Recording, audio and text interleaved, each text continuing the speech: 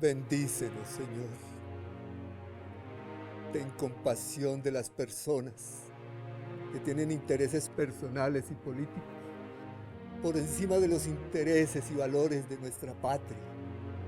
Escucha a tu humilde siervo, Señor, Marco Fidel Suárez. Oh, Señor.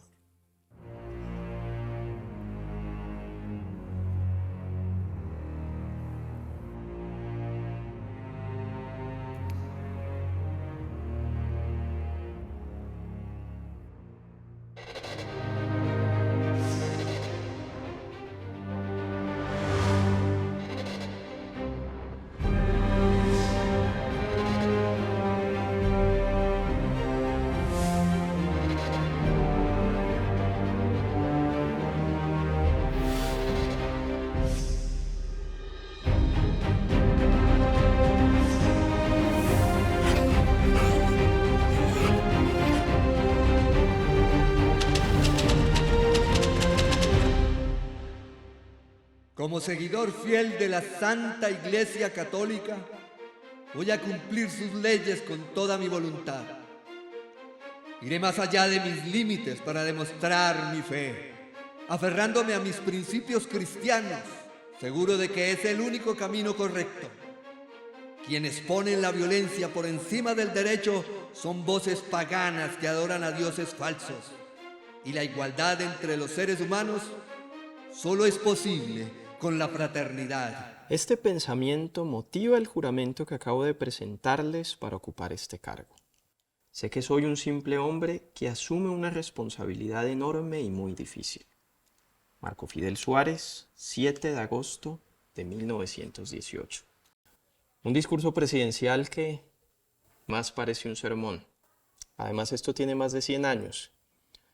Porque en medio de tantas urgencias de nuestra memoria, de tantas diversidades por descubrir, insistir en seguir hablando de la vida de un expresidente y de hace tanto tiempo. Bueno, pues resulta que estamos hablando del más improbable de los líderes de una generación profundamente cerrada y excluyente, como eran las élites colombianas de su época, y más aún las élites conservadoras que sentaron las bases de esa hegemonía que durante más de 3 décadas gobernó el país. Bueno, pero es que también estamos hablando de un hombre que, siendo así, tenía un origen muy distinto. Hijo extramatrimonial, de origen montañero, su mamá una lavandera, y aún así se acopló también a la intransigencia de unas élites que mal que bien sentaron las bases de nuestra nacionalidad, que nos dejó además un pensamiento político que orientó durante un siglo la política exterior colombiana. Ese fue ese señor Marco Fidel Suárez. Esta es una vida que es necesario investigar.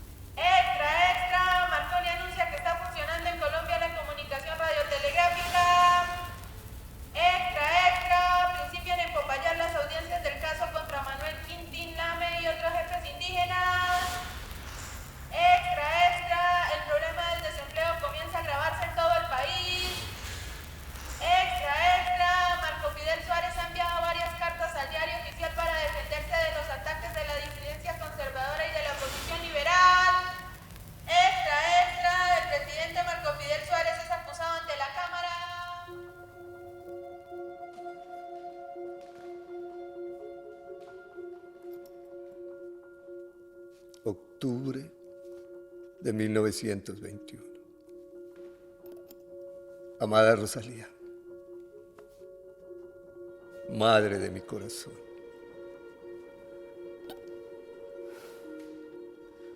ahora más que nunca te necesito aquí junto a mí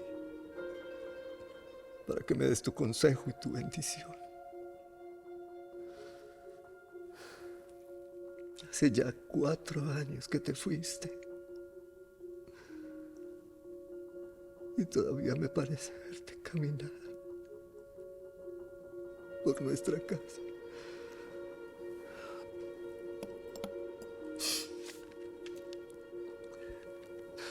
Y he tenido días terribles.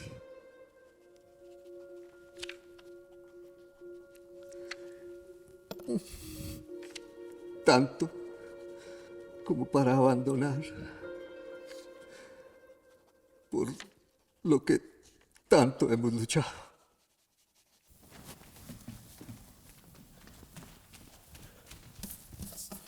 No quisiera desilusionarte ni fallarle a la gente de Hatoviejo, que puso sus esperanzas. Si es de la prensa, regrese por donde vino. Estoy cansado de sus pasquines, atacándome, unido a esos políticos que me quieren afuera de aquí. Porque utilizan mi pasado. Eso ya es demasiado. Yo no soy de la prensa ni de la oposición, yo solo soy una persona que le interesa averiguar sobre su vida, porque hay un montón de versiones encontradas sobre quién fue Marco Fidel Suárez. Dicen que Hatoviejo era un pueblito muy pobre. Eso es mentira. Eso es una verdad a medias. Es un pueblito donde las colinas bajan tiernamente y tiene unos árboles frondosos y frutales. Está bañado por el río García. Sus aguas separan el valle del pueblo y hay pocas cabañas que están alrededor del templo. Ese es el pueblito que yo recuerdo. Algunos todavía menosprecian sus habitantes, pero es injusto. La mayoría éramos pobres, poco instruidos, pero honrados y de gran corazón. La mayoría se ponían alegres, sobre todo en Navidad, animados por los bailes y los cantos. Había cabalgatas y la pólvora resonaba en el aire. Tampoco se me olvida la hora del rosario, o el llanto de mi hermana Soledad, recién nacida. Y mucho menos paso por alto la cantina, donde la gente criticaba en voz bajita a los 2 hijos naturales de Rosalía Suárez, mi madre. Siempre que oigo el agua correr, me acuerdo de su trabajo como lavandera, yéndose todos los días para la quebrada, cargando bultos grandes de ropa que tenía que dejar impecable. Todavía me parece recordarla, viéndola como empacaba con delicadeza las camisas y los pantalones. Y luego salía rápido a entregarlo a la casa de José Manuel Barrientos, mi padre, aunque nunca me reconoció como su hijo legítimo. La sociedad antioqueña de mediados del siglo XIX vivía una transición.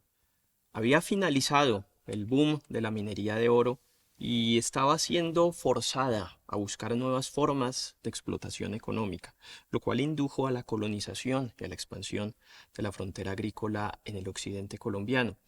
Al mismo tiempo, la cultura experimentaba transformaciones con la ampliación del acceso a la educación, pero también la herencia colonial en el hecho de que ésta era controlada por las comunidades religiosas. Don Marco Fidel, ¿cómo fue su educación con los curas de Hatoviejo? Pues ellos me protegieron todo el tiempo. Si no hubiera sido por ellos, tal vez no hubiera podido estudiar. Ellos me dijeron que tenía muy buena memoria y que eso me iba a ayudar muchísimo en la vida. Ahora mi madre, atendiendo a sus consejos, ahorró todo el tiempo. Y primero me mandó a estudiar a La Ceja, luego a Fredonia. Y cuando yo ya tenía como 14 años, fui a estudiar al Seminario Conciliar en Medellín. Eso fue el primer paso en su sueño de ordenarse sacerdote, ¿verdad? Sí, aunque Dios ya tenía otros planes conmigo.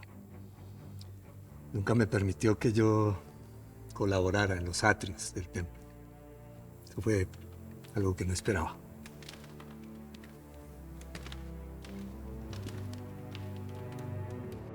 Pero estando allá recibí clases de francés, derecho canónico, filosofía y castellano. A pesar de que a toda hora me recordaban mi origen humilde y el no tener papá, logré sobreponerme. Y tuve muy buenas calificaciones. Curiosamente, fui alumno y profesor a la vez. Los últimos años dicté clases de algunas materias, incluyendo filosofía. Ahí ya me gané mis primeros sueldos.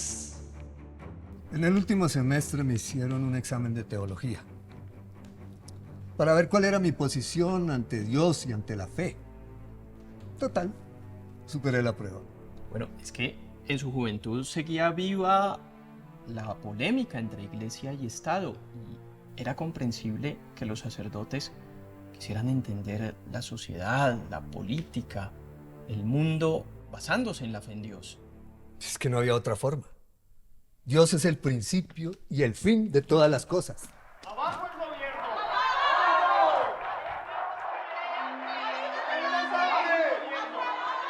Quieren quedarse con el poder y van a hacer hasta lo imposible para quedarse con él. ¿Quiénes? ¿La prensa? Esos son los cómplices. Los que conspiran son los de la Cámara. Ellos ahuchan a la gente para crear el caos. Y entonces no reconocen la gestión de este gobierno. Gestión que ha sido bajar los precios en todo para que la gente esté mejor. Aprovechando los precios del café. Y eso, gracias a Dios. ¡Afuera, Marco Fidel! ¡Niño! ¡Afuera! Quieren quitar el poder, pero no se lo vamos a permitir. ¿De qué estábamos hablando? Del seminario de su fe. Ah, sí, la fe en Dios. En ese momento se estalló la guerra de 1877, o 79, no me recuerdo exactamente. El caso es que todos estábamos dispuestos a dar la vida por la fe católica. Yo mismo dejé a un lado los libros, el tintero y la pizarra para enlistarme al ejército. Como soldado raso. Pero estas guerras civiles le dejaron al país una iglesia instrumentalizada por los partidos, odios, fanatismos, ni hablar de la destrucción material de la economía. Es que cualquier guerra tiene un precio muy alto. Sí, porque no perdimos la vida, pero ahí seguía la persecución. Mire, cuando yo llegué a Atoviejo, sentía que mi corazón estaba ahí, pero yo tenía que buscar el progreso. Y supongo que doña Rosalía lo pudo acompañar. Desafortunadamente no. Dejar a mi madre y a mi hermana me partieron el alma. Pero ni modo, había que continuar.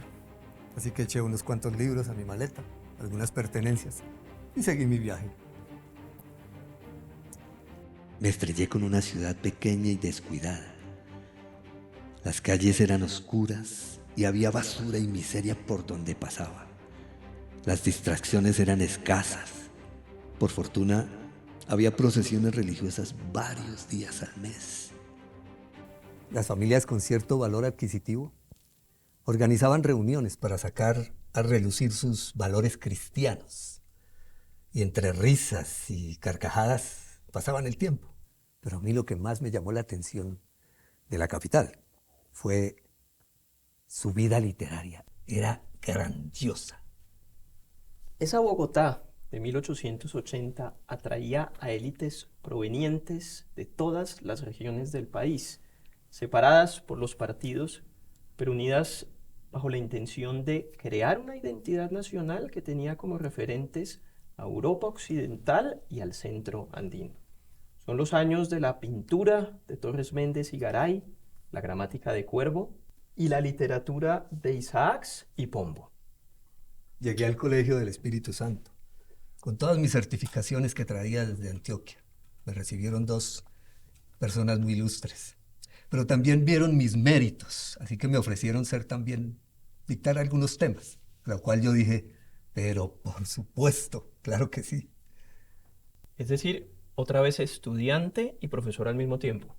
Sí, en aquella época tuve un gran encuentro con el profesor de latín Miguel Antonio Caro. Con él pasamos tiempo analizando el catolicismo, horas y horas, y después nos pusimos a analizar el castellano, toda su gramática y sus detalles.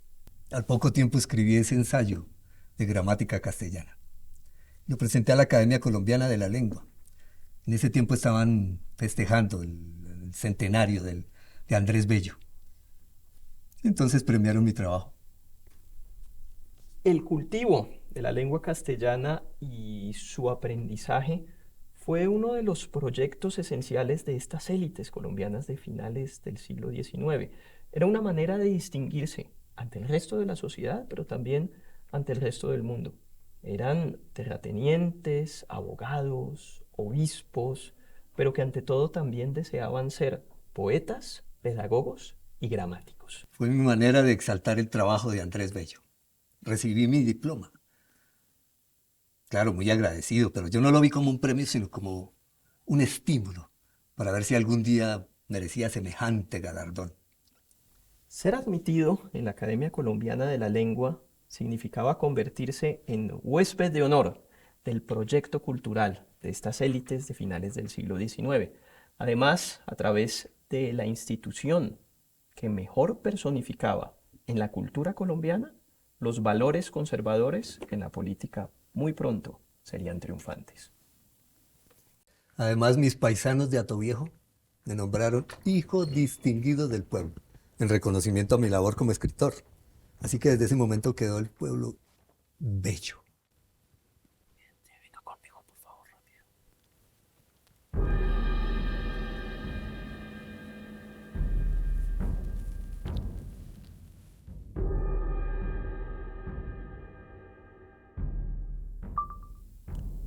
Un provinciano de origen popular, destacándose dentro de unas élites tan excluyentes y tan cerradas.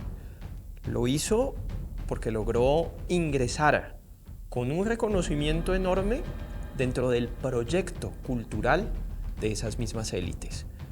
Así que era cuestión de tiempo que este pedagogo y exseminarista se convirtiera en político.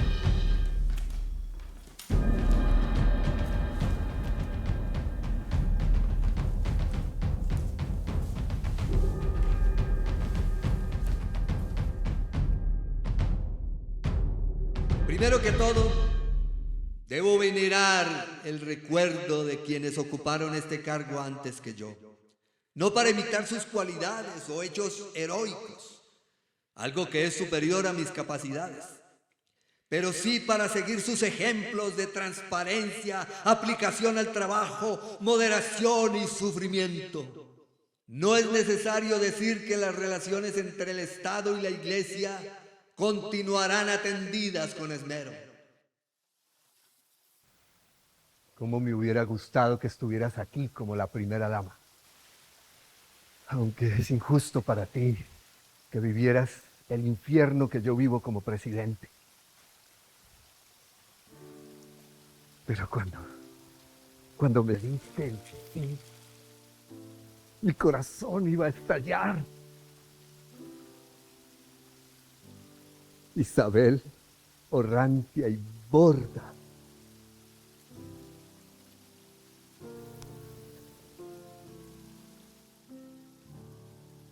Casada conmigo, con un humilde ministro de Relaciones Exteriores. El empleado que tenía más cargo que riqueza.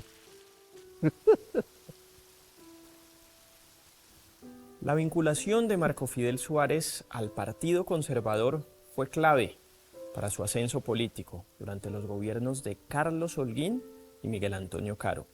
No solo por su formación y por la trayectoria que había tenido durante esos años de residencia en Bogotá, sino también por el desprecio que Suárez expresaba públicamente hacia el Partido Liberal.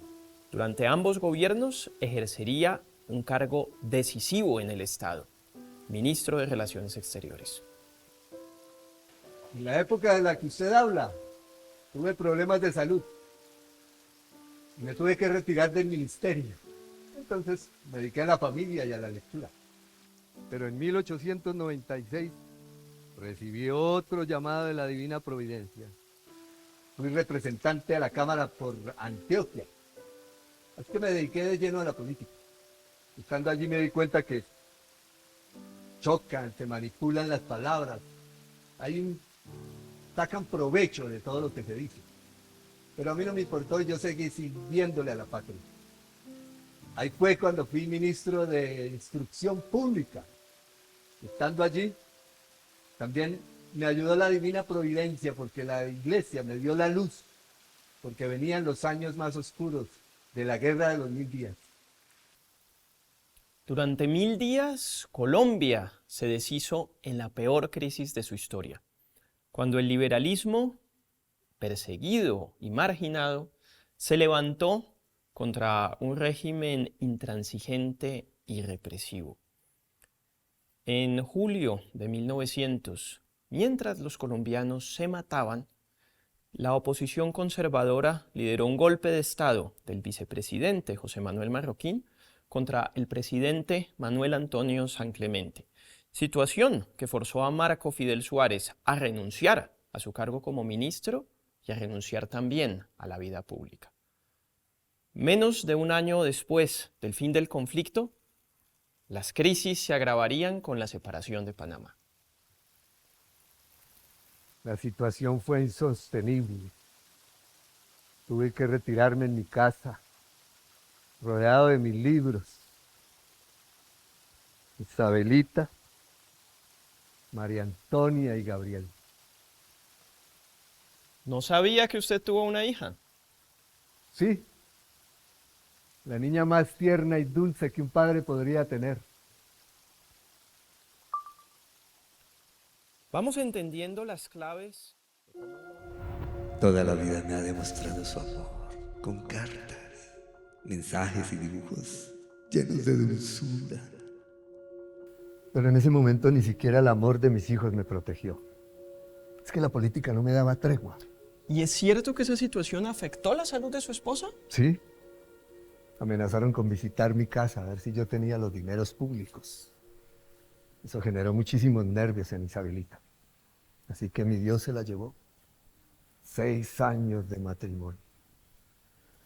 La muerte me visitaba otra vez. Pero lo peor estaba por venir, cuando me anunciaron que podría llegar a ser presidente. Presidente de la República de Colombia. Esta dura cruz que todavía tengo que cargar.